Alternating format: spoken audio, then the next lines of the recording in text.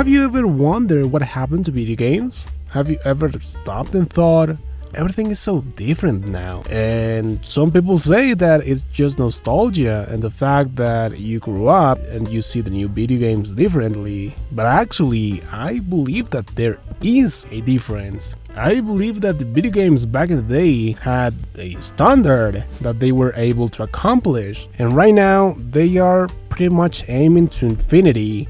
Therefore, you never feel satisfied with that. I miss the video games from the old times. I believe that the essence from video games has actually kind of gotten lost through the years. If you ask me, there is only two eras in which the video games peaked. In my opinion, there was the 2D era and the 3D era and the realistic era, and only two of them has yet peaked. And I believe that the third one might actually never. Because think about it. The Nintendo, the NES, it was a juggernaut in the video game console market. But the Super Nintendo was the one who actually picked the whole system. I mean, its graphics and everything was just so amazing. I believe that by that time, 2D games peaked. I believe that with just a Super Nintendo, you can pretty much make any game that you want, at least any 2D game. And then, it was the beginning of a new era, Nintendo 64 and PlayStation. Sadly, this was a new beginning. So the graphics and everything was not quite right. If you wanted to show a story, you were able, but by no means it was the best way. So PlayStation 1 and Nintendo 64 were really good consoles, but they were just the beginning, just like the NES was. It was not until the Xbox and the PlayStation 2 that the gaming in 3D peaked. I believe once again that if you want to make any stories, that if you want to make anything, you can actually do it on a PlayStation 2. Especially at the end of its time, once they learn how to utilize all of the power from the PlayStation 2. I mean, look at GTA San Andreas, look at Shadow of the Colossus, look at all of the games from PlayStation 2 that were out and how beautiful and gorgeous they look. And the thing with the PlayStation 2 is that it was very good on 3D games, so that's when the 3D era peaked. I believe that you don't need anything more than a PlayStation 2 to make a good game. You can clearly make very good and playable games. You can clearly show your story with absolutely no complications, and you can make it look good on nothing but a PlayStation 2. Now, another clear example is the GameCube.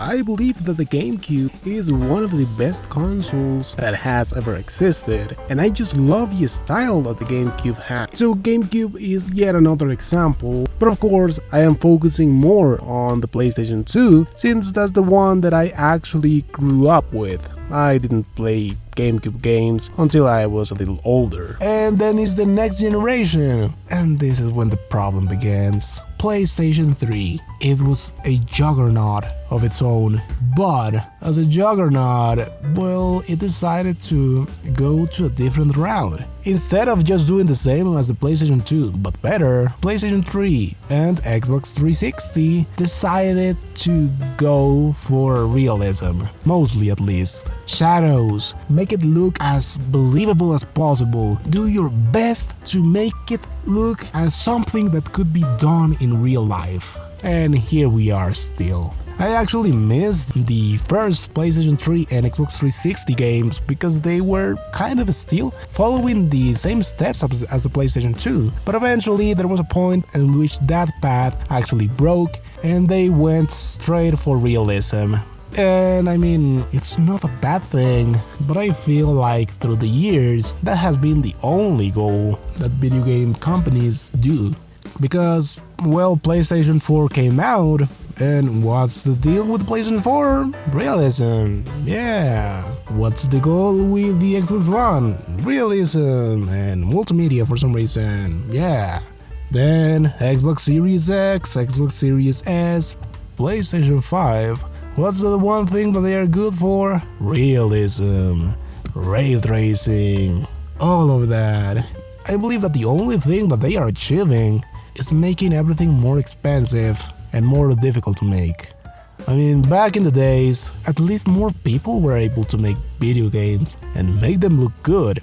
But nowadays, man, everything is so expensive, everything is so huge. Video game sizes are huge. Everything is so slow and unoptimized, and honestly, I am kind of tired of that. Why does everything have to be like that? Why does everything has to be realism and shadows and ray tracing and making your game weigh 200 gigabytes? I'm just tired of that. I mean, you're giving me a game that could easily fit in 10 gigabytes, like in the old days. But instead, you're giving me something huge, because everything has to be 4K, 8K, and huge sizes. I mean, what other thing that I find hilarious is the fact that most people nowadays require glasses because they have a blurry vision and they see blurry, and yet they are still buying 4K TVs and 8K TVs. Like, what's the reason for that? If you're not even going to see it good. And yes, this example is for personal experience. Because, well, I don't need glasses yet, but my girlfriend does. And she sees a 4K TV and a 1080 TV from a few feet apart, and she's not able to see the difference. So why would you pay multiple times more for the 4K TV? And why would you need your games to wait 4 times more to make them huge for those TVs in which people are not going to actually take advantage of them? The only way for you to actually see and notice the difference is to get, I don't know, a 70-inch 8K TV and to see it from very close. And then you might be able to see the difference between the resolutions. But in my case, well, I don't even mind that, so I prefer my games to wait less and not to be realistic. I mean, if I play video games, it's to escape from real life, not to see the same problems in my video games as well. Having to consideration that even though I'm a Gen Z, I do like old technology and I like tinkering with it. So I am actually amused by the new technology, but I don't believe that it's used on the right way.